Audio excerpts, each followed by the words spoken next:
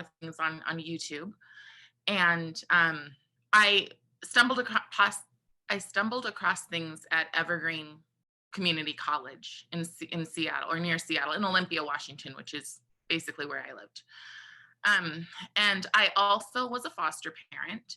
And so I saw a lot of things about triggers and being sensitive to people and the word equity. And so I started looking into that stuff, and I watched all of the Evergreen Community College, the fall of it, basically. It's kind of Well, like the fall of Rome. is this the Evergreen where they had that massive like incident a couple years ago? Yes, 5 years ago. Wow. And Okay. Yeah. Yeah. Yeah. And today, well, as of a month ago, they were trying to get a dean for the college, and no one will take that $300,000 yearly salary. Yeah. So 3 years later, and that is where the ideas of critical theories. That's where I first became aware of it. I first became aware of it in my own life. Um, After what happened with George Floyd, our schools started pushing out a bunch of America is racist materials. And I'm a person who wants to know the whys to things. So I hit their link, and one of the first things they did was sent me to a website that said how to be an anti-racist. And it gave me a list of ways, and specifically, in all fairness, it wasn't talking to me because I am a woman of color. It was talking to white people on how to be an anti-racist. But some of the things gave me pause. Some things like, you aren't supposed to ask the why of a situation, because I want to know why a person was pulled over by the police in the first place. I want to know why it escalated to this point. And what it was saying on the page was that if you even ask why, it just proves your racism. And to me, what that's actually saying as a person of color is, we don't have the same expectations for you. That you can act kind of like a savage, and that's okay, because we think lower of you. You're lower than us. And it was just a whole lot of how can we save you? And in Washington, it became, in my opinion, kind of crazy, where people were posting on Facebook, hey, Black families, we feel so bad for what you've been through with George Floyd. Let us buy you a pizza. And it was just like, and I would say, I, I don't really associate with George Floyd, because the fact is, and I know it's a totally terrible thing to say, but he was a criminal. He did have a criminal background. I don't associate with that just because I share the same skin tone as him, or a similar skin tone to him. And our schools just really were pushing it. And they were pushing things like, if you wear a MAGA hat, you're a white supremacist, and it should never have become that, because people can be racist on both sides of the fence. And in fact, I believe that they are. So, and I know how damaging it is to be labeled. I grew up in the foster system. I actually put myself in care when I was 8 years old. And I just walked down and I said, no more, I'm done with this. And between being a foster child and being African American, in that time, in the 90s, you were labeled special needs. So, or remedial. And I find that extremely damaging. Like, I read when I was 5 years old, I could read the book Little Women. So I find it extremely damaging to just write people off. And I remember being in middle school, and I was terrible at math. And a teacher said to me, well, Carrie, we know you're trying. So if you can get a C on this one test, we will give you a C for the entire semester. And that's how I passed math. And I think that we're seeing a lot of that. And to me, that is, I think that Reagan quoted it, but I'm not sure. That is the bigotry of low expectations. And I think that critical race theory is bringing more of the bigotry of low expectations. And people, and hear so much that people are like, it's just having empathy. But it's not having empathy if you're putting yourself in a place where you know better. And in Washington, I held a sign. I stood out on the street corner and I held a sign that said character matters, and had a big picture of Martin Luther King's face on it. And some of the young Antifa kids came out and yelled and screamed at me and spit at me. And then I was going back to my car, and a girl jumped out of her car and she said, "I will not allow you to spread this hate." And she punched me in the throat, and she kicked me in the crotch, and she stole my sign. And they, this was like 2 o'clock in the afternoon on a Saturday. And they jump out of the car, and she stops immediately, and she goes, "Oh, she stole my sign." And so she accused me of doing what she was doing. And the people gave her the sign, and then she like laughed at all of us and flipped us off and drove away. And they were like, "Oh my gosh, did we help a Marxist?" And I said, "Yes, you did, but you know what? At least you saw something wrong and you stood up for it." And that's kind of how I feel about this, is that we have to stand up against it. I don't understand why colleges and schools are embracing this. I understand that, especially here in Utah, supposedly a red state, um, and especially a state that supposedly loves America, because this stuff is based in the same stuff as BLM believes, which some of its things were, we disrupt the American family, or the traditional family. We disrupt the traditional family, and we disrupt capitalism. And that's what we're seeing. Like, this stuff really comes down to dividing us. I was listening to an interview from North Korea, and from a descendant from North Korea, and the things that she talked about are pretty much in line with what I'm seeing. What I mean is that she said that they broke them down into 3 groups, and then they broke those groups down into infinite numbers of groups. And that's what I see with identity politics. That's what I see with people like Kimberly Crenshaw, Derek Bell Hooks. All of these people care more about our identity politics than Martin Luther King's dream. Yeah. Wow. There's a lot there. That was great. Thank you. Wow. So what a story. I mean, so I guess like, because for me, trying to figure out, because I've been sort of going down that rabbit hole too, like listening to Brett Weinstein about what happened at Evergreen, and I've been reading The Coddling of the American Mind. Right. Yeah. And so, I think that's clearly something happening. And a lot of people are worried about it.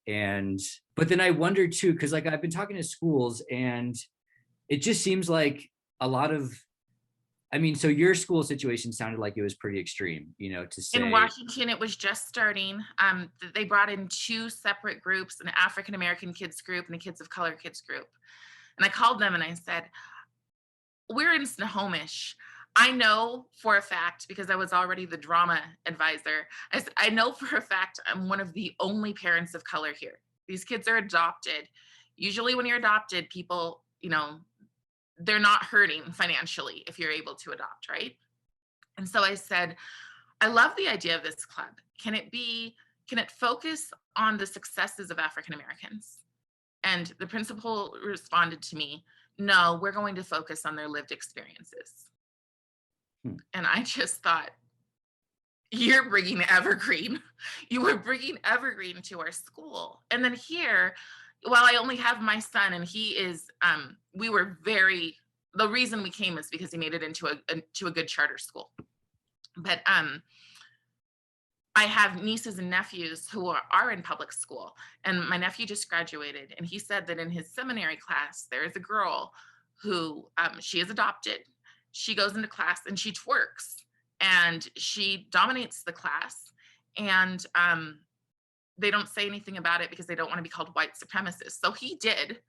He said something. She called him a racist. He got pulled out, and the teacher was just like, we don't go there. We just, yes, it's unfortunate that she feels she needs to act that way, but we just leave it alone. And so it is starting to happen, or kids are starting to ask, what about George Floyd? I heard this. And teachers are like, we won't talk about that, but we will talk about all of this other stuff. Basically stuff that why America isn't good is what I'm hearing from my nephew and my niece, who is a 10th grader. And are they in Utah or Washington? Yeah, they're in Utah. Oh, huh. They're in Utah County. So I don't want to go as far as to say the school, but they are in, they're in Utah County. So it is starting to happen. I actually had a conversation with two teachers who wanted CRT, and I think it's important. Um, it was at the Nebo School District meeting when the board left, just left them, left the parents. And I was outside because an administrator did come out and talk to me, and she was like, you know, we're not going to talk about CRT in this meeting. So just so you know. So I just waited outside and I talked to these two teachers and one professor at UVU. And what I heard from those teachers, I thought was I thought would have been a really good conversation point, because the parents were so angry. They were yelling and screaming, and you will never teach my kid. And the teachers are like, can we please tell you what we're doing? So what they want to do is pull from the public domain. They want to teach from different voices, multi-dimensional history. My son's charter school does that. So I saw his history book, and he came home and he goes, Mom, I have to write about the Trail of Tears, but I can't write from an emotional perspective. I have to write straight from the facts. And I was like, what? That's so different than Washington. That was great. So I'm listening to these teachers talk, and I can understand, and I think there's a common ground there. The problem is that they feel that if we get rid of critical race theory, or we don't allow the 1619 project, that we're only going to hear, quote unquote, from stodgy old white men. And so what I don't understand is why we don't all come to the table and have a conversation about, and I think they are actually, Utah Parents United did post something today about the Utah School Board coming together.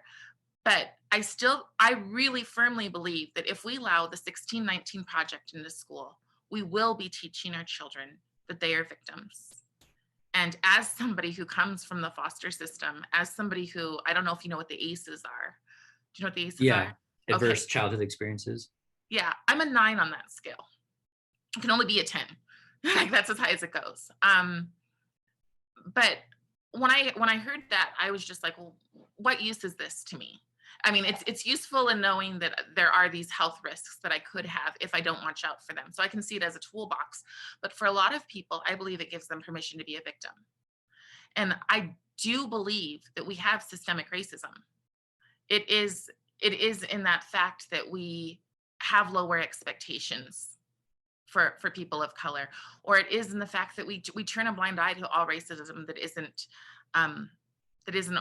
from a white person. Like, they will say only white people can be racist. But to me, one, anybody who focuses and obsesses on race is kind of a racist. That's my viewpoint of it. And two, I think that if you're going to have the conversation about racism, then you better have an honest conversation that racism goes in every single direction. It really does. Like, there are Hispanic people who hate Venezuelan people.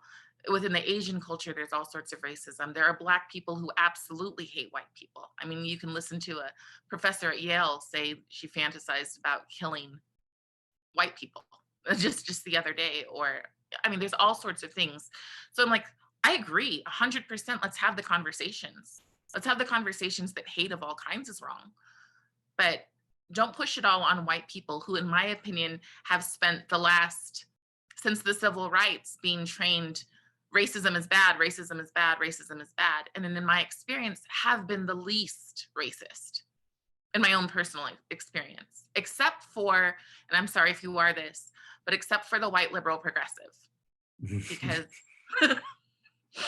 I'm sorry, but when it comes to that, I'm like, I've had friends who've told me I'm a failure because I didn't vote the way they felt I should vote. You know, and this was not about Trump. So, but before, you know, people, and I'm just like, why? Because I put my principles ahead, and my principles are, my very basic principles are, give a man a fish, he eats for a day. Teach a man to fish, you know, he eats forever. I believe that most of our problems could be resolved if we had mentors instead of leaders. Like, we need to be taught to lead ourselves. Yeah. And so I think what I've sort of noticed throughout this conversation is it seems like there's definitely the extremes, you know, on either side. And there's those crazy white liberal people who are gonna like yell at you because you're not being empathetic enough or whatever it is, you know, or you're not, using the right words. And I get that maybe that comes from a good place, but I tend to agree. It's like, are we focusing on the right thing if we care so much about the words that we're using, that we're, you know what I mean? It's like, then it's like the words change all the time and you say the wrong thing and now you're suddenly a racist and you're like, I thought I was saying the right thing. Say the You right know, thing. so it gets, and it does get into tricky territory there, I think. And so I see that that is an issue, but I also see on the other side, like, you know, in Texas, how they're kind of outright banning conversations around race. And then they instituted this new patriotic curriculum. That seems to be an issue also, you know, Well, have because, you read it? Have you read the curriculum? Or have you seen the bills? Do you know that in every state that has banned critical race theory, they actually haven't banned it? What they've done is they've said it can be taught, but it must be taught as theory in conjunction with other theories. oh, okay. So that's, I think I find that different. And if the 1776 curriculum is like my son's history book, he's at American Prep, by the way, but his history book speaks from the Native American, the African American, and the white man's perspective. And so the conversations I've had with my 7th grader, I mean, he told me the other day that they were talking about the civil rights, and he said there was a Black slave who was known as a minister, and he would go around, people trusted him to go around, and he started a revolution. And they slaughtered a few people. There was a massacre. And then afterwards, when they caught them, they cut off the toes of the slaves so that they could never run again. A pretty deep conversation to have with a, you know, 13-year-old, barely 13-year-old.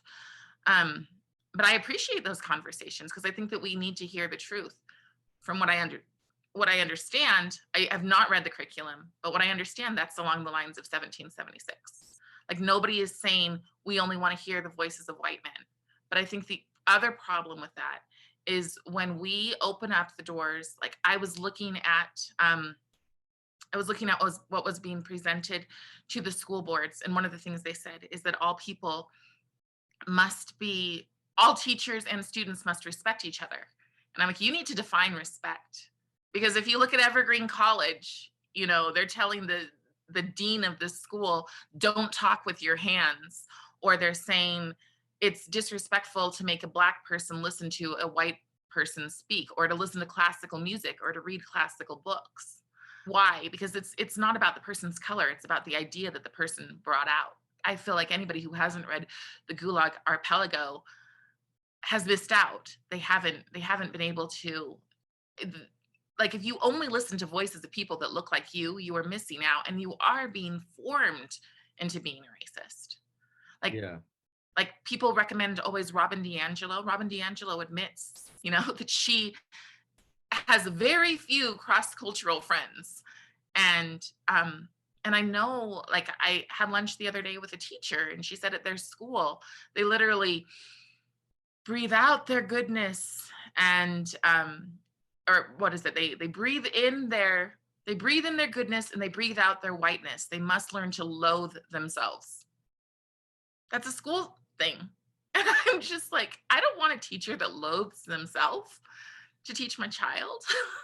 Yeah. And like that, because I know she's gotten a lot of criticism, Robin DiAngelo, because I mean, for many reasons, but I mean, the whole thing, yeah. I mean, to me, she's pretty infantilizing to anyone who's not white, you know, and like there is that Perfect word. And that is like, that would be insulting to me. Like I could totally understand why that would be insulting. yeah. And I had to leave because half of my, I tend to be friends with teachers, and half of my friends were like, why can't you accept this? Why can't you accept that we're trying to help you? We're trying to make things better for you. I'm like, I made things better for myself. You know, I'm from the foster system, the ghetto. My grandfather was a member of the Crips. My mom was in prison, all of these things. And I have a life that doesn't look anything like that. I made things better for myself, despite what the infantilizing that people were doing, you know, really and that I think is the problem.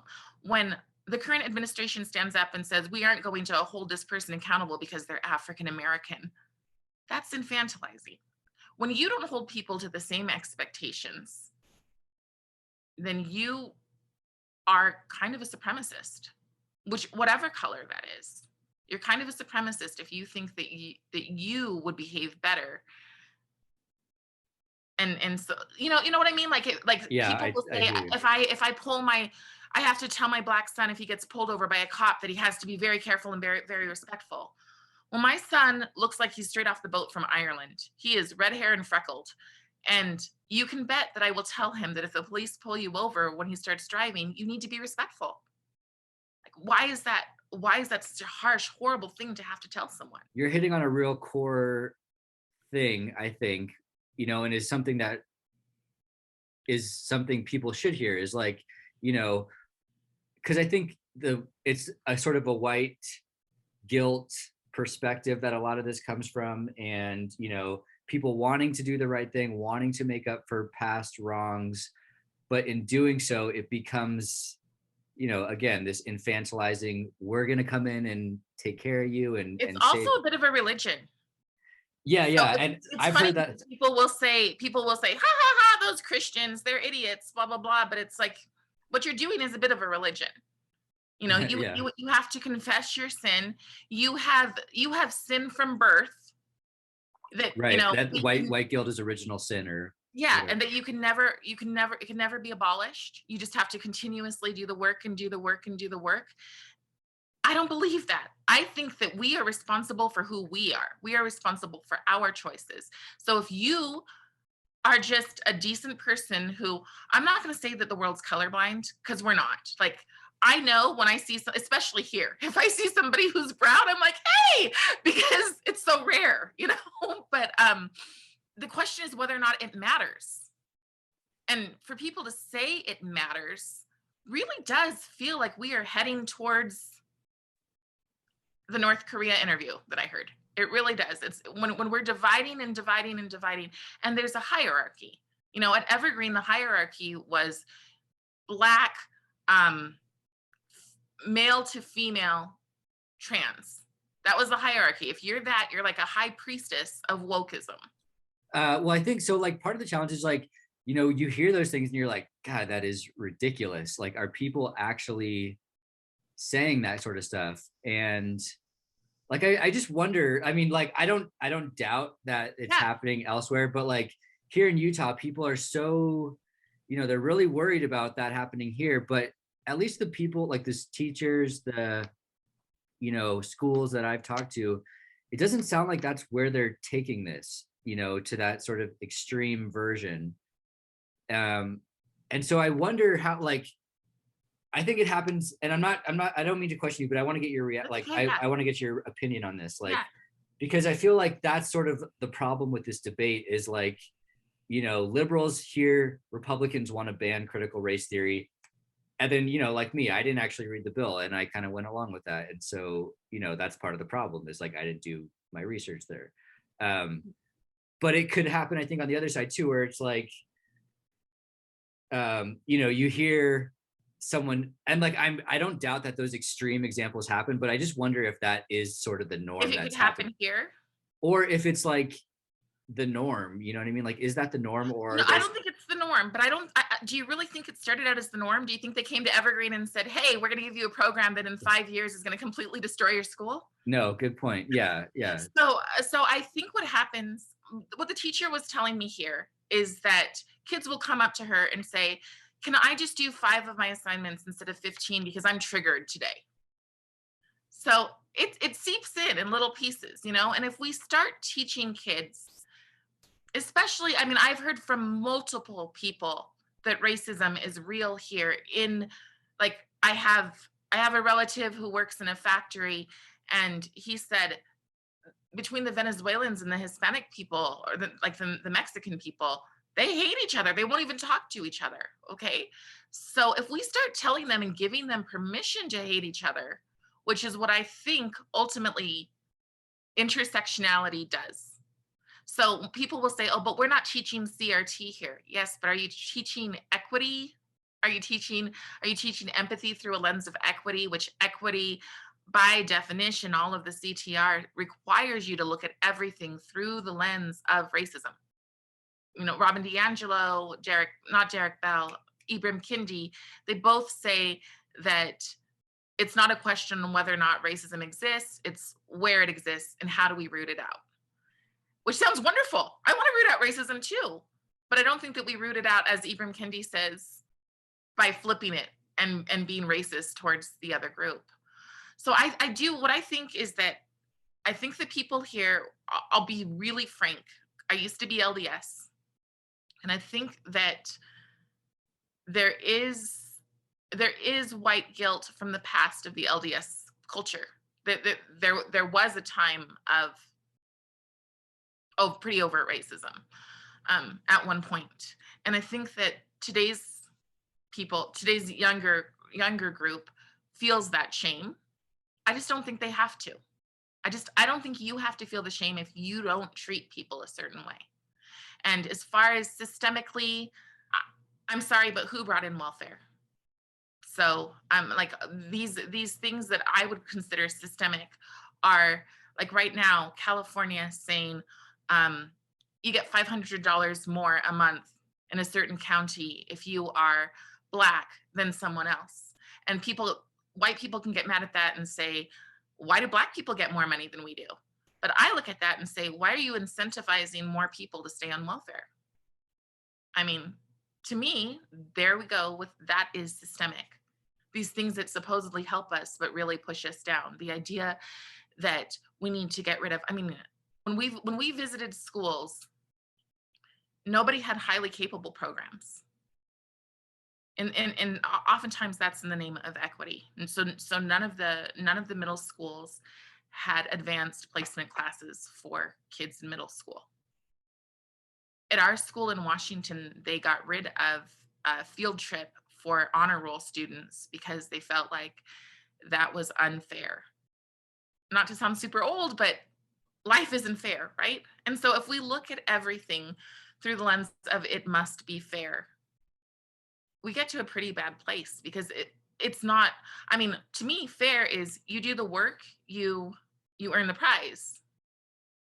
And we're saying instead, everybody should earn the prize. To me, that's making us idiots. So I think basically, it seems like, you're obviously someone who's very capable, very, you came into the world with a lot of challenges, more so than a lot of people, and still you were able to, get through all that. And seems like you've done, great things for yourself. But like, I guess this is where schools are coming from, is that, not everyone, I guess, is, not to say that they're not capable, but I think there's a lot of, it takes a certain amount of inner drive to do what you did, and to figure everything out. And like, because me, I it's haven't like, figured everything out, but yeah. well, you know what I mean? Like, like Mm-hmm. to be an adult is like, you have to be able to figure shit out, excuse my language, Okay, but yeah. like, and like, I mean, just not that this is ever going to make it in the story, but like personally, like I had two parents who were, very motivating to me. They made sure I did my homework, like they were supportive, all that kind of stuff. And I question sometimes, it's like, man, would I be where I am today if I didn't have parents like that who could kind of guide me and kind of show me how to do things? And a lot of people don't have that. And so, I feel like that's kind of where this is all coming from, and maybe Sure, there's, but teaching them resentment yeah, isn't going to help them get there. And that is what this does. And you can say, but people, what's the balance there? Because you don't want to get to resentment, but you maybe want to give them some support, some help. but you give it, well, one, you look at a person as an individual. Mhm. You don't assume that because the black child who doesn't have two parents, you don't know that the single mom isn't working her butt off and coming home and saying every day, give me 5 definitions out of the dictionary. You have no idea what's going on in those doors. Some people who are the poorest are the most motivated to not be there, right? So, and sometimes, especially now, sometimes the two-parent household is just like giving their kid a cell phone and saying, go off and do whatever you want to do. So you cannot measure people. You can't put the label on people. You have to look at people as the individual. You cannot say to a classroom, I'm just getting heated, sorry, but you cannot say to a classroom, you've got some, African American child in the classroom, and you start saying all these things about oppression. Well, what if that child is the child of a doctor, or a doctor and a lawyer, or two doctors? Okay, in the meantime, Utah has an opioid crisis. So you've got some white little boy in the back room who's really suffering, and then you're adding on to it that he is an oppressor. Screw that. I'm sorry, but screw that. That is wrong. So the answer, in my opinion, is to stop teaching people that they're victims and start teaching people that they can do. My answer to all of this crazy is mentor people. Because I think that if kids had purpose, I think that if they had activities to do and they could see that they were contributing to society in a positive way, I don't think people would be going for the cult of woke. I don't think that they would be, thinking, what person in their right mind thinks destroying other people's property is a good thing? I mean, all of this stuff that people are celebrating and calling peaceful and whatever, it's like, you're changing the definition of words. And they're changing it all over the place. They take the word black and they spell it BLAQ. They don't understand that most of the Black community tends to be socially conservative. They don't really want to be lumped with the queer community. Not to say I'm personally homophobic. I teach theater, so you can guess where I lie on that. But just automatically stealing something from someone else. Yeah, and it's like you don't want to just like it's in the spirit of inclusivity, but then it just kind of turns it into this weird. It's not inclusive. I mean, I'm going to do this thing this summer where I'm just going to go and teach kids history. I'm just going to go in and show them, like, today's civil rights movement is not the civil rights movement of the 60s. Taking these things away, I think, is wrong. Because the story isn't about the white person, the Mexican person, the Asian person. The story is about the hero, right? And I think that that's what we have to do. We have to teach every single person that they can be a hero. And if a person, like when COVID happened, where we lived in Washington is everybody works for Microsoft, Google, and Amazon. Big houses, okay? Why then did everyone get a Surface tablet? These kids didn't need one. We have 4 computers in our house. We're not on that level of things, but we still have 4 computers in our house. Why would you give everyone a Surface tablet? Why wouldn't you send out an email and say, hey, if you are in need of this to learn, please contact the school? But instead, in the name of equity, we do very stupid things. How do you look at tables? How do you go into a school and look at lunchrooms and see the Asian kids sitting here and the Mexican kids sitting here and the Black kids sitting here? And like, usually the white table has a few of the other people in it, but it's still, I mean, the minority groups are very clearly defined. And how do we not go, well, this is a problem? Like, this is the problem. It's not those people are the problem. And why are we not fixing that? Why are we turning everything? I mean, honestly, I feel like we're being used as pawns. People of color, or what do you mean? Absolutely. Yeah. Absolutely. Well, yeah. And so, but I think it's like, I'm sure you've heard this many times, but it's like everyone has the same goal. We want to get to this place where this kind of stuff doesn't matter, and we're not worried about race. We're not worried about these superficial things that don't matter. We're focused on, like, how do we achieve what we want to achieve. Everyone doesn't have that goal. The problem is that there are true racists, and right now they are the heads of certain things.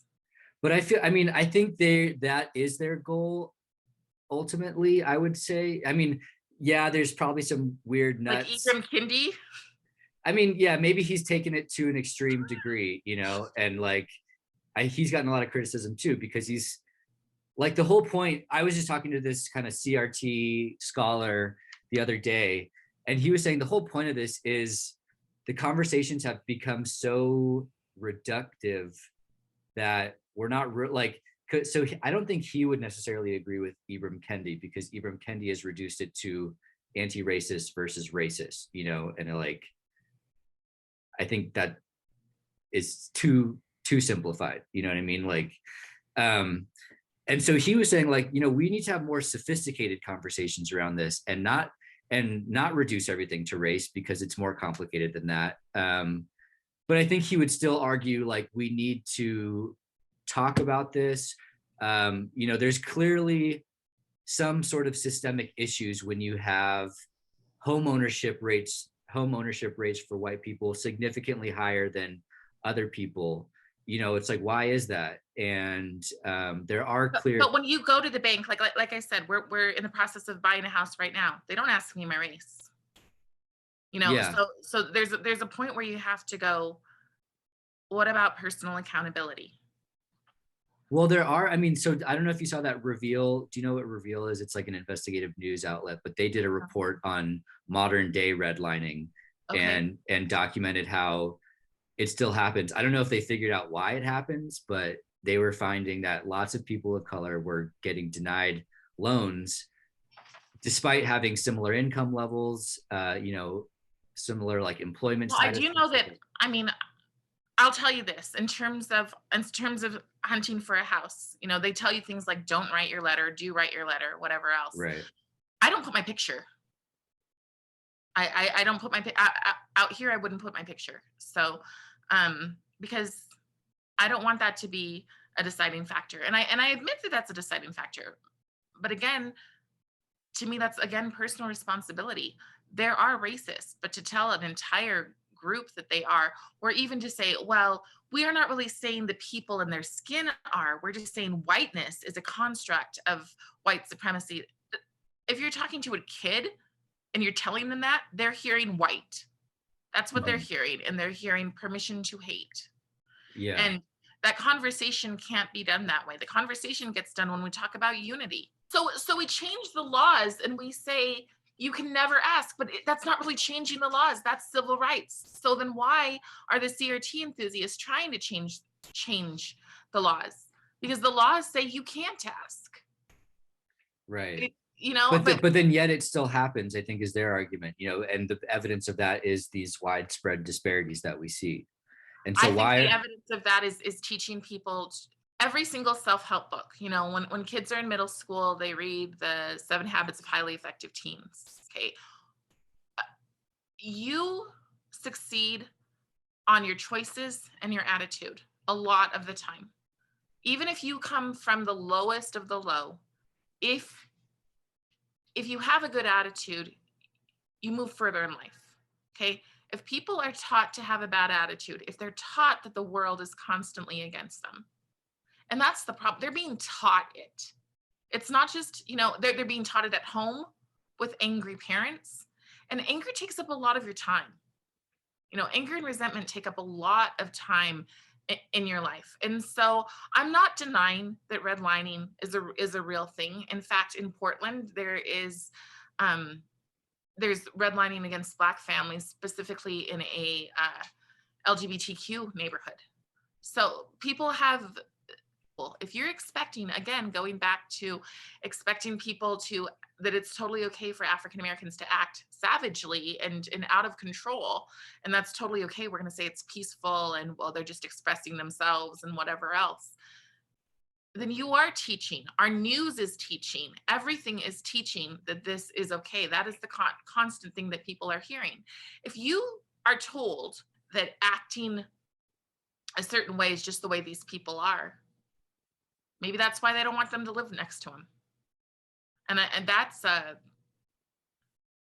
ugly truth, but I think it is the truth. I think that people make their choices based on what they've learned. I think that if the civil rights didn't do enough, then we need to strengthen our civil rights, not take them away. UC Davis just did a segregated graduation. They had African American, Native American, lavender, and Asian, and everybody went separately. This is what happens when CRT gets its claws. I really do believe that. Like, I understand that so many people don't want it to go there. So, and then the other thing is the whole there is no truth but power. So I think that people with the best intentions come out and say, we need to do this. And to me, what would help is that if those people who are super anti-CRT and those people that are reasonably pro-CRT got together, I could not be in a room with Ibram Kendi. So, but I think that like the teachers and the parents should get together and have a conversation. But instead, parents have been sending emails and getting no responses, including myself. I've sent them to my school board representative and I've gotten nothing. I've sent a letter to the Utah school board and I did get a response. But my own school board member completely ignored anything. And so that's why the parents are angry and scared and all of these things. Whereas if the teachers and the parents came together and had a conversation and said, this is what we want, this is what we don't want, you know, and where you could say, you need to be careful about words like respect, because, you know, respect needs to be so broken down so specifically. The child will come into the classroom, will sit down, will politely listen, will raise their hand. The teacher will ask the question, they will move on. You know, it can't be the child is going to twerk in the classroom and you're going to put up with it because they're Black, because that's respectful. Yeah. And so, I mean, I guess it's like the other thing is like schools seem to be caught in this difficult place because, you know, from like I've focused a lot in the Davis district. So that's where I met a group of parents. Yeah. And they rolled out this, you know, community building exercises that, you know, many thought were just kind of CRT in disguise. And from what I've heard from them, the reason they started doing that was from requests from parents saying, we've had a lot of bullying, we've had some racist incidents, and we need something to make it so that kids aren't doing that to each other, you know? Are they going back and forth though? Are they addressing that Black kids bully white kids? I don't know. That's a good question. Because they do. So I mean, yeah, I wouldn't doubt that. So yeah. So it shouldn't be, you know, you should. Let's focus on white supremacy. Right, and from from what I've heard from them, I don't think that's what they're trying to do. But like basically, you know, so they rolled out these exercises. It was sort of like, you know, implicit bias training for teachers and you know, community building exercises for kids. So like I talked to an elementary school teacher. She said what that looks like is like, you know, you'll say how many students like to ride their bikes and everyone they raise their hands. You say, look, you guys have that in common, blah, blah, blah. And what do you guys do with your family? Whatever, you know? And so that's kind of how she said, like, the idea is to like say, here's what you guys have in common. Like, isn't that cool? Like, that's sort of the idea behind it. Which seems to me. That's excellent. That's exactly the kind of stuff that I think builds unity. 100%. And that's my thing where I'm like, we need to talk. We need to have that conversation so that people know that, because that builds unity. The problem is that when Biden's administration says we want the 1619 project in every school, and we know the 1619 project by the author isn't actual history, but is revisionist history that shows that America was built in created in 1619, built on slaves, like that was its whole purpose. Telling that to people is like, when you let it creep in, that's the problem. So we just need something completely different. We need unity building that is completely different than critical race theory. I just know that bringing in the 1619 project is toxic, and bringing in CRT, critical theory, again with the whole theory, is toxic. So let's bring in what works, which means bring in unity building. With CRT, it's everywhere. Like there's, instead of showing like how to do math, like one of the things people are talking about is getting rid of algebra in 8th grade. And instead, Washington just came out, and I've got the form, and it shows that the way that they want them to do math now is to focus that math was oppressive, and it's great liberation that they even have the access to the numbers. It's just crazy stuff. And you're just like, that's not that's not going to help my child who wants to become an architect. Like, we need to focus on those things, but I agree 100%. We need to focus on unity. The film Freedom Writers did that exact thing, where they, in LA, they brought all of these kids who hated each other together, but they had to find a common thread. CRT does not bring us to a common thread. I think that people wish it did. Critical theories and this idea that we must be divided intersectionally into as many parts as possible. I believe Kimberly Crenshaw said a constellation. We must be a constellation of differences, focused on. That doesn't make us unified. Yeah. So like, you mentioned how words are changing, and that does seem to be a challenge here, because, when you hear white supremacist, that brings up certain images, certain connotations. And what I've heard from people, you might call them pro CRT, whatever, they're saying the idea there is to remove the individual component. So it's not saying, everyone's a white supremacist, that everyone who's white is an oppressor. It's more just saying we live in a society where if you're white, you have certain advantages. That's their idea. And sure, but when their list says things, again, going back to the MAGA hat, the idea that just because you have conservative values and you voted in that direction, you're a white supremacist. But I think that is a bastardization version of, at least that's on school papers. That is on school papers on the top of the list. What are microaggressions? Wearing a MAGA hat. I mean, like, microaggressions and macroaggressions, all of that kind of stuff, that is on the list. And people can say whatever they want to about him. But I don't think that just because a person voted for him, I don't believe that a person who wants to make America great again, i.e., for me, that means making, like, triggering and always having to be super hypersensitive about offending other people, that does not make me any kind of a supremacist. That just makes me want to get on with life. Like, can we just get on with life, and can we grow up? So, yeah. And the language, yeah. So I do feel like they've turned it into this issue that it shouldn't have been. It should be a civil rights issue, not a red or blue issue. Yeah, and it's just hard, I guess, to it feels like it's hard to find common ground in this debate, because when I hear people who are against CRT, what they're arguing is like, we shouldn't be focusing on this so much. Like, we should just be focusing on unity. It shouldn't matter.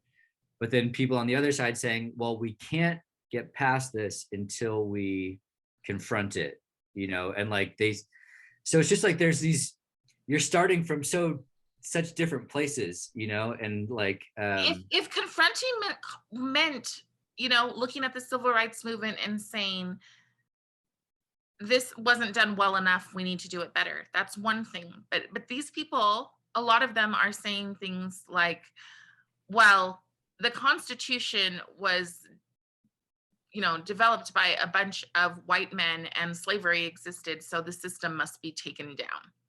Like, if you drive to Orem, there's a big sign that talks about like how capitalism and all of this stuff is all white supremacy, and so it all must be destroyed. And that's where I think there can't be a common ground, because people are like, quite frankly, I like capitalism. Like, people have their different those things. But if you find the common ground that I think most Utah educators have, I know there are some that don't, like I said, the whole breathe out your whiteness stuff, but I think that the common ground is that they want to fix the problems.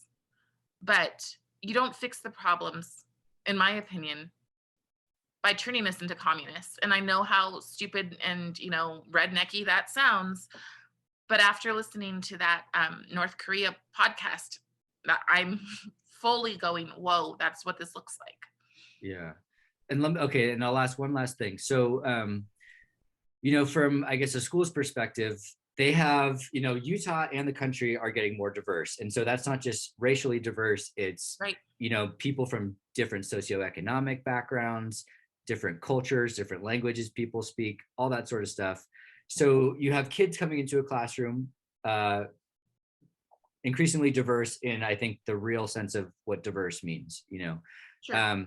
And so then I think sort of the backstory to a lot of this is like schools, as that's happening, are trying to meet the needs of a lot of different students, and so if you're a teacher and you have students at varying levels, it's like, how do you kind of teach? You can't just do one thing because that's not going to help all the students.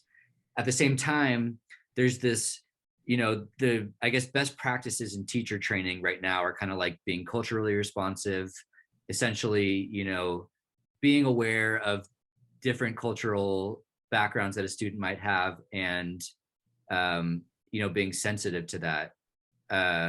Another part of that is like social emotional learning, which is like making sure that kids feel emotionally stable, I guess, in the classroom, so they're not coming super stressed out, they're not coming scared, hungry, all that sort of stuff. And so teachers feel like they have to meet those needs as well as the academic needs. And at the same time, schools are trying to, equal outcomes is probably a hard thing to achieve. But I think that's sort of the goal, is to get everyone to a certain level when they graduate, so then that they have a certain level of skills and whatever. And so schools are trying to do that. That seems like their goal. But then I feel like a lot of people take that as, now we're lowering the bar for everyone. We're turning into socialism in the classroom. I And don't think we're going socialist. I was talking to two socialists from Norway yesterday or on Sunday, and they were like, this is not what socialism is. Now, I agree with lowering the bar. When my son was in second grade, he came to me and he goes, Mom, I want to go to Vegas for Thanksgiving. And I said, why do you want to go to Vegas? He climbed up on a shelf and he'd read the entire Percy Jackson series as a second grader. Okay. In his library at school, I was a volunteer, and the teacher put best books for second graders, and they were all Captain Underpants. You have to take the individual. Now, in terms of their cultural stuff, I think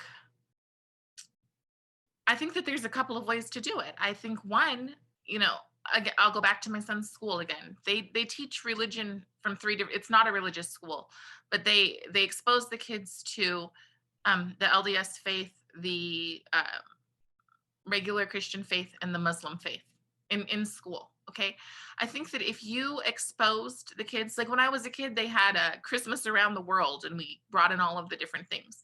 But I don't think every single day needs to be about that. Again, I think that going back into mentorship programs could be about that, but schools shouldn't be about that. And if we're going to, I don't think we should lower the bar for our kids. I think we should raise the bar and tell our kids they can achieve it. Yeah. And I think schools would argue we're not doing that. We're not lowering the bar. We're just helping the students. If they're getting rid of AP classes out of equity, they're lowering the bar. That is not fair to the kids, to the nerds. It's not fair to those kids who are big sponges and they learn things. My father-in-law is a teacher. They learn, the people who learn things on the second round versus the kids who learn things on the fifth round. You have to, you make your choices there. But I think two kinds of people come to America. Okay. I think that when immigrants come to America, legal or illegal, some of them come because they're searching for the American dream. The American dream is not meant by only catering to what they had before. The American dream is by helping them catch up to be able to succeed beyond what they ever thought possible. To me, that's what it is. The other part of that are people who come because they know that, like in Seattle, we called it free-addle. I know that's harsh, but a lot of people came because there was lots of services that were free. So you have two different people, but you have that in every single group. So you'll never hear me say that, oh, the Mexicans, they just come here for blah, blah, blah. I don't believe that at all. There are people who come here because they want everything America promises. I think America is lessening what they're promising in the name of equal outcomes. And even if you have a brother and sister, they're not necessarily going to have equal outcomes. If one has an addiction to video games and one, really loves math, the one who loves math might do better in the world. So to tell all of these kids that they need to have an equal outcome, no, there should be a competitive streak. But I do think that we have to meet the needs of those who need it, regardless of their color, regardless of their outcome. I just think it's insulting, a complete slap in the face to the successful tech guru who moves here and has their child told they're oppressed because of the color of their skin. Mm-hmm. And I don't think there's any way you can say, well, whiteness is not, it's not really about skin color. Kids do not translate that. And kids are constantly saying, I hang out with my nephews and nieces more than I do their parents because they're more fun. And they're constantly saying, Aunt Carrie, race was never an issue until they made it one. So I think that we were heading more towards a Star Trek kind of, existence, more so. And now we're just going backwards. I had a little bit of a breakdown when the Seattle Public Library decided to break to do segregated meetings, people of color versus white people, and Zoom's done the same thing. Zoom has a link for if you're African American or if you're a person of color, if you're a white person, because you have to have the conversation separately before you can have them together. No, I think we just need to treat each other truly as equals. The idea that we have this equity that we're all supposed to, it's not realistic.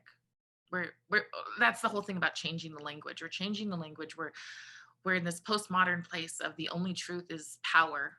We're completely changing the reality that if you go to college, if you work hard, you can succeed. And it doesn't, there's so many stories of minorities who have overcome a whole lot more than I have and who are extremely successful. Yeah, it just seems like there's a fundamental philosophical divide, that is. But do you really think that's here? Because from what you've said with these teachers, it doesn't seem like that sort of craziness is happening here. It doesn't seem like. I think it is in some places, but I think it's rare. But I just think if we don't ban it, it will trickle in. And before you know it. But is that the answer, to ban it? Because it's yes. like, don't you want ideas to compete? You want people to be. Well, remember what I said about banning, okay? The places that have banned it still teach it, but they teach it as a theory. And I think that is the answer. The answer is that it cannot become our national religion. It cannot become what's constantly taught in every aspect. We can't be spending time, when it's math time, it shouldn't be math with a social justice agenda. When it's like, fine, have your time of cultural learning. And again, that's where I think the commonplace is, where everybody's like, it's great to learn about different cultures. Don't have a problem with it. But don't constantly subvert it into everything all day, taking away from the other kind of very important learning.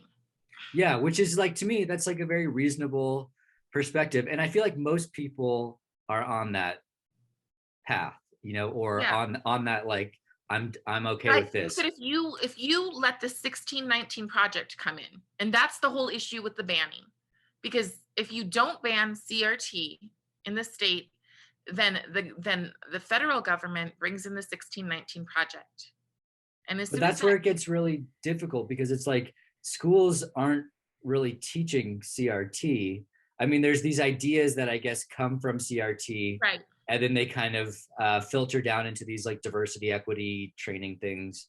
And it's become a weird version of it. It's become a different thing from critical race theory. Exactly. So then teach but that. But that's the thing I think is like people have an issue with, not necessarily CRT. Yes. So then teach no, people have the problem with CRT, with critical But do theory. they? That's my Yes, question though, yes. because Critical theories is not what you're explaining to me from these other teachers. These other teachers are not teaching critical theories from yeah, what you're no explaining. one's teaching critical theory in lower than college level. Right. But the issue, so then if nobody's teaching it, then why do they have a problem with us saying, get it out?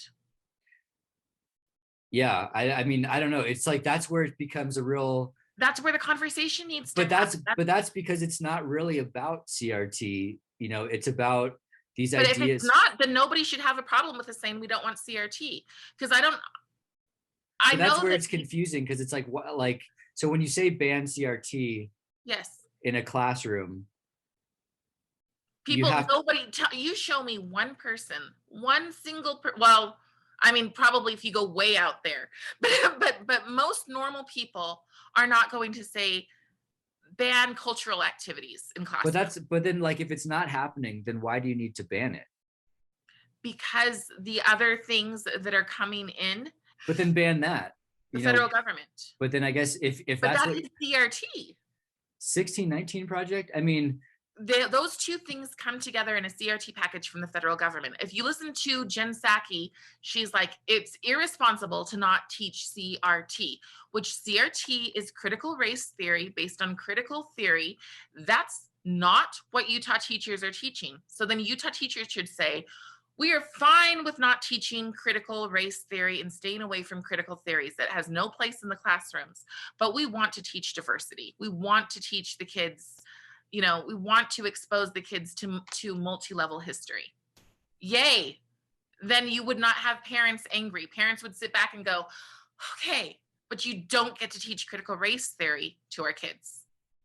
So we ban it as a preemptive strike. but it just seems like, I don't know. It feels like Yeah. that is sort of the thing you're rallying against, you know, is to say we can't do this because that's part of America too, is saying No, we have all no. these ideas and we're going to So listen to them and so everyone's going to right have a now, voice. Utah Parents United is creating their own curriculum to present to charter schools specifically so that they can so that they have an alternative to the 1619 project. The problem with Biden's agenda for critical race theory to be brought here is that it is tied up with a lot of grants. It's tied up with a lot of money for schools, but it also requires the teachings of Kimberly Crenshaw, of Derek Bell, of people who arguably, if they were white and said the things they said, they would be canceled immediately. So, and also you can say it's not there, but Robin DiAngelo's book is recommended on most school board pages.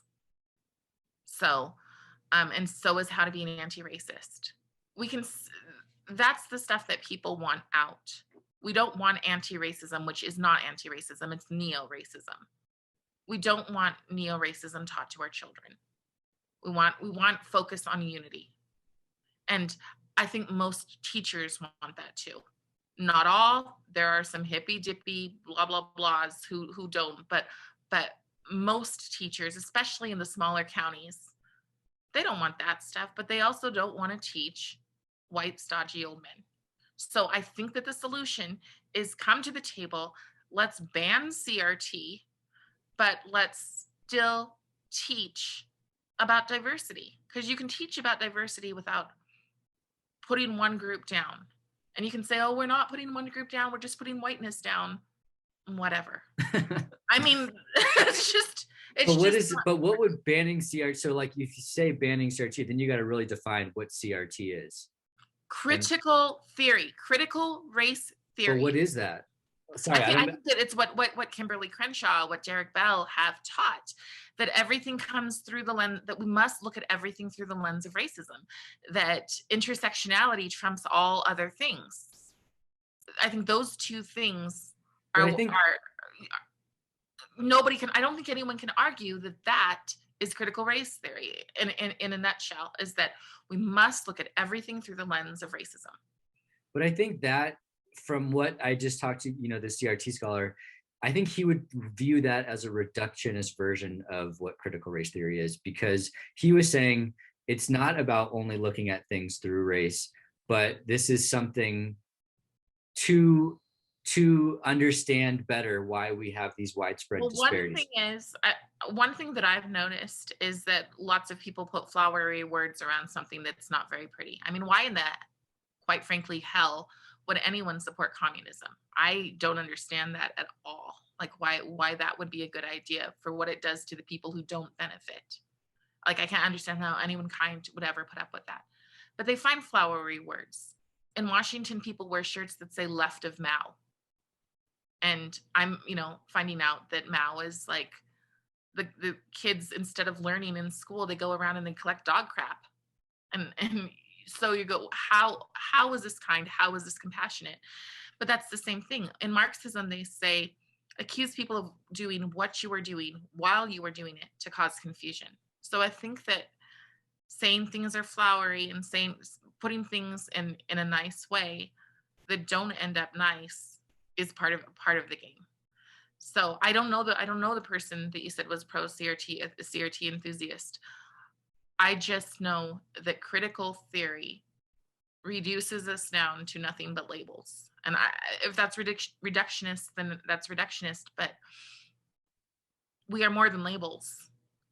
And maybe that's something that I understand, being biracial and being forced just in things like when I go to the doctor's office, it says choose one for my race. I'm two races though. So you get to put me in all of the boxes, but the reality is, if you cut an apple in half, there's two sides to that apple, and there's two sides to who I am and my experiences and everything else. And a lot of critical race people that I know have tried to erase who I am and say, oh, well, you don't really count because you're married to a white man, or you don't really count because you're a Christian, or whatever else. Rooting it, like there's a point where tolerance goes too far. I think that's ultimately it when it comes to critical race, and especially the 1619. And those two things are lumped into why people want it banned from the state, because the 1619 project is revisionist history written by a bigoted person. So they wouldn't use the word racist because they'd say that person doesn't have power. But I'm like, you're making a crap load of money and you live in a big house, and I don't know, to me that's a lot of power right there. But if people are well intentioned, and I don't believe everybody is, but I think that probably most of the teachers here are, and I think if they're well intentioned, then the conversation has to be, let's reframe this talk about equality, not equity, because it is a lie that people end up, my guess is you and I don't have the same amount of money in our bank accounts. Is that because, racism? Probably not. So, especially since I just sold a house in Seattle. Yeah, I'm sure your bank account is much bigger than mine. I think ultimately what has to happen is a conversation brought to the table. Another thing that is a problem is that teachers often are, in the academic world, are often looking down on parents as if we're not smart enough to make decisions for our own children. And I think that if they sat and had the conversation, most parents would be more than happy with their children learning a complete history, but not when the history goes to the point of teaching racism. And that's what this has done. I know of two little boys who do not play together anymore because the black boy decided he couldn't play with his white former best friend, and that happened in the last year. So, and it was in my neighborhood, and it was just sad. Yeah. So I think, yeah. Let me just summarize and tell me if this is fair to say. But basically, I think most reasonable people would feel like there's an extreme version of this equity, inclusion, those efforts. There's an extreme version of that can pit people against each other and put them into groups. And that is something that I would think most people don't want to see. They don't want that to happen. Yes. And that is critical theory. That's the important thing. Like, people will say, oh, there's so many definitions of critical theory. There's not. There's not. If you look up critical theory, you can read books specifically on what critical race theory is. That's what people don't want to happen. But I think that the flip of that is that most reasonable people are perfectly fine with diverse history being taught. Yeah, most people are okay with it. But I think that the big point is that, like I hear Governor Cox say it all the time, critical race theory means different things to different people. So what? Critical race theory is taught. There is a specific curriculum that is taught at the college level. So if you have questions about what it is, go read that. Go study that. That's what people are against. Mm-hmm. So when people, I don't think it's fair to say that, oh, critical race theory means different things to different people. I think there is a very tangible what is critical race theory. We can have different opinions on it, but there's a very tangible what it is, what will be taught if we allow it, especially with the 1619 project. I mean, the other thing is too, like the Utah State School Board basically said that these things that people are worried about, pitting groups against each other, saying one person is responsible for the actions of their race, are not allowed in schools. So that is, those are features of curriculum now, explicitly. Yeah, I just was reading that this morning. Yes, they Do you think have. that solves the problem? No, I think it's a step in the right direction. So what else, what do you, so you think you just need an explicit ban on critical race theory? An explicit ban and an alternative. What would I don't think we'll ever have peace without the alternative. So, you can say there's no critical race theory, but when seventh graders, I think it is in Davis County, but I'm not sure, there's a video on it. When seventh graders are presented with somebody wearing, did you hear about the cream shirt? Mm-mm. Capitalism ruins everything around me. That was a presentation in schools. So while you can say there's no critical race theory, when that stuff is going on, there's still work to be done. But there's, but there's always going to be people who have views like that, like. Yeah, but should they be teaching them to kids, or should they be teaching kids how to think? But was that a student or a teacher that did that? It was a teacher. Oh. There's a whole video on it. You can look it up online, but there's a whole video. She presented in front of the Utah School Board, and she was just like, "This is exactly what happened. Here's the thing," and so that's the stuff. The problem is that, like I said, accuse people of doing what you were doing while you were doing it to cause confusion. Like they switch words around. They can say, well, we're not presenting CRT, but I know several teachers who've come back from their diversity and equity things, both here and in Washington, and one of them came to my house and cried in my front yard because she's like, I feel such a horrible, awful human being because of this, and why are we doing that to people? I agree. I mean, sorry, and I'll let you go in just a second. But I still just feel like that is, or not even feel, but like that's what I've been told from schools is that kind of thing is not. I mean, clearly it's happening to some degree in certain pockets, but I think most people, from what I've seen, and I obviously haven't talked to everyone, but those who I've talked to are not in support of that kind of thing, and they don't want that to be the feature of this. But like, what do you think of a teacher if a school has a sign that says nationalism is white supremacy? Is that teaching kids to think? Is that appropriate? To me, I don't even know what that means. So I told the person I had lunch with yesterday, I told her that in my history thing, one of the things I'm going to do is encourage the kids to read Anne Frank, and she said it wouldn't be allowed in our school because and I was just like, how is Anne Frank about American nationalism? But we're seeing things like don't read the classics.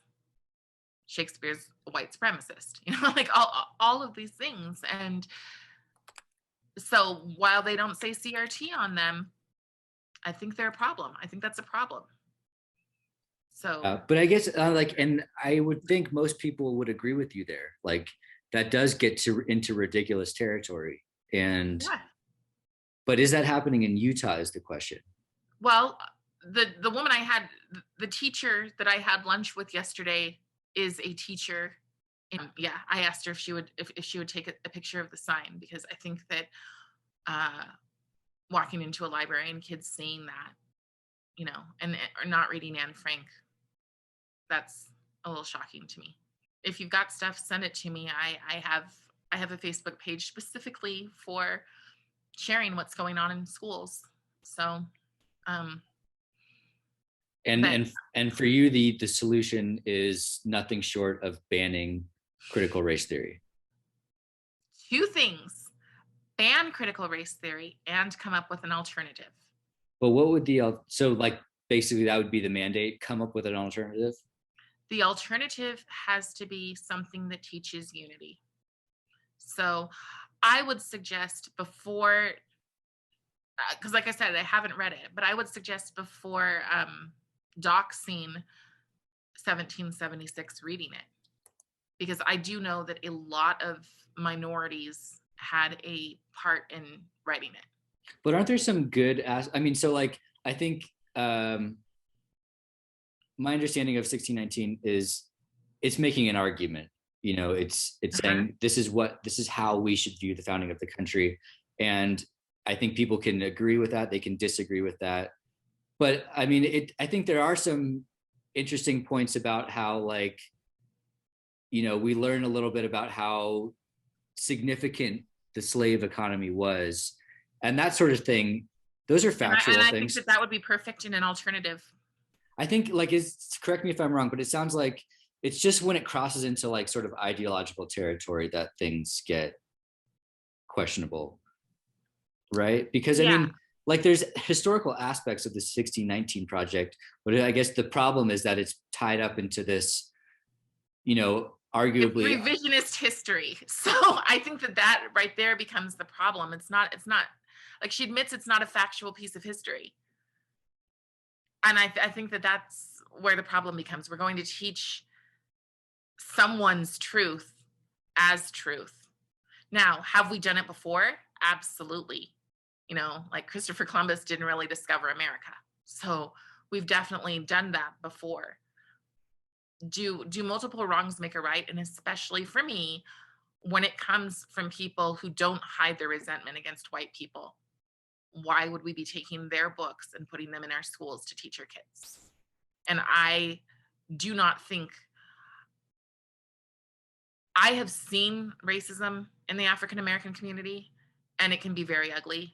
I'll never forget one time being in downtown Seattle, and there was a Black Brotherhood meeting, and they screamed out, "We will not rest until the streets are filled with the blood of white men." There are people who absolutely hate white people. And I do not think that somebody in that category's book should be in our schools. And I do believe that the author, I don't think it's too hard to find stuff about that author that fits along with those lines of hating white people or believing Black people are superior. I'm not sure if she is I know that someone currently in the limelight right now, so you'd have to look it up, or I can look it up and send it to you, but has said that Black people are more superior in both strength and intellect because of the melanin in their skin, and they wrote that in a Harvard paper. I wouldn't feel comfortable with somebody who has those kind of ideas being put in front of our kids. I think that it is generational resentment. And I don't think that we should put that in schools as culture. I just think that that's really, like, if that's a part of your culture, that's what needs to be rooted out. And how do you root that out? Well, you focus, even if there is all of the bad, horrible things in the world. I don't wake up every day and think, I was abused as a child, blah, blah, blah, all of this kind of stuff. I think, what goals can I accomplish today? And I think that's how we should be teaching our kids. Not, you know, you're justified in your hatred.